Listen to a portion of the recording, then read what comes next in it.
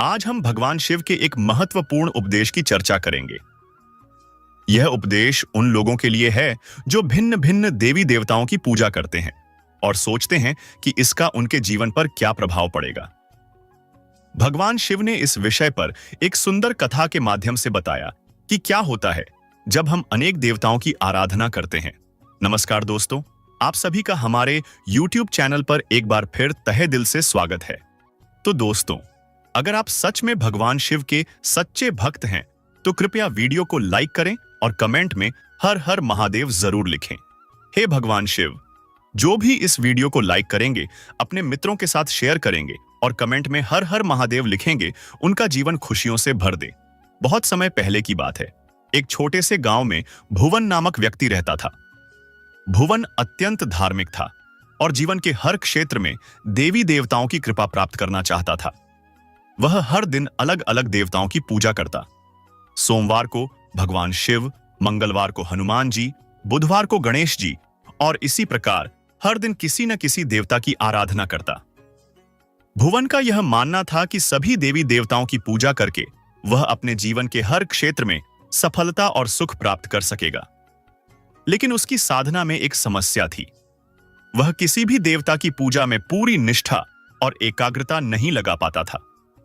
एक दिन भुवन ने महसूस किया कि उसकी साधना का कोई परिणाम नहीं आ रहा है। न तो उसकी आर्थिक स्थिति सुधर रही थी, न ही उसके जीवन में शांति थी। भुवन ने निराश होकर सोचा, मैं इतनी श्रद्धा से हर दिन अलग अलग देवताओं की पूजा करता हूं, फिर भी मेरा जीवन सुखी क्यों नहीं है? इस प्रश्न का उत्तर पाने के लिए भुवन ने एकांत में जाकर भगवान शिव का ध्यान किया। उसने पूरी श्रद्धा से भगवान शिव से प्रार्थना की, हे महादेव, कृपया मेरी समस्या का समाधान करें। क्या मेरी पूजा विधि में कोई त्रुटि है? भुवन की सच्ची प्रार्थना सुनकर भगवान शिव प्रकट हुए। उन्होंने मुस्कुराते हुए पूछा, वत्स, क्या समस्या है जो तुमने मुझे पुकारा? भुवन ने सिर झुकाकर कहा, हे महादेव, मैं सभी देवी देवताओं की पूजा करता हूं, फिर भी मुझे सुख और शांति क्यों नहीं मिलती? कृपया मेरा मार्गदर्शन करें। भगवान शिव ने भुवन को समझाते हुए कहा, वत्स, यह सही है कि सभी देवी देवता एक ही परमात्मा के रूप हैं, लेकिन तुमने अपनी साधना में एक बड़ी गलती की है। भुवन ने आश्चर्य से पूछा, हे महादेव, मेरी गलती क्या है? भगवान शिव ने समझाया, वत्स, जब तुम भिन्न भिन्न देवताओं की पूजा करते हो लेकिन उनमें से किसी एक के प्रति पूरी निष्ठा और समर्पण नहीं रखते, तो तुम्हारी साधना अधूरी रह जाती है। उन्होंने एक उदाहरण देते हुए कहा, मान लो तुम्हारे पास 5 खेत हैं और तुम हर खेत में थोड़ा थोड़ा बीज बोते हो, लेकिन किसी भी खेत की पूरी देखभाल नहीं करते, क्या तुम्हें अच्छी फसल मिलेगी? भुवन ने सिर हिलाकर कहा, नहीं महादेव, फसल अच्छी नहीं होगी। भगवान शिव बोले, यही नियम साधना पर भी लागू होता है।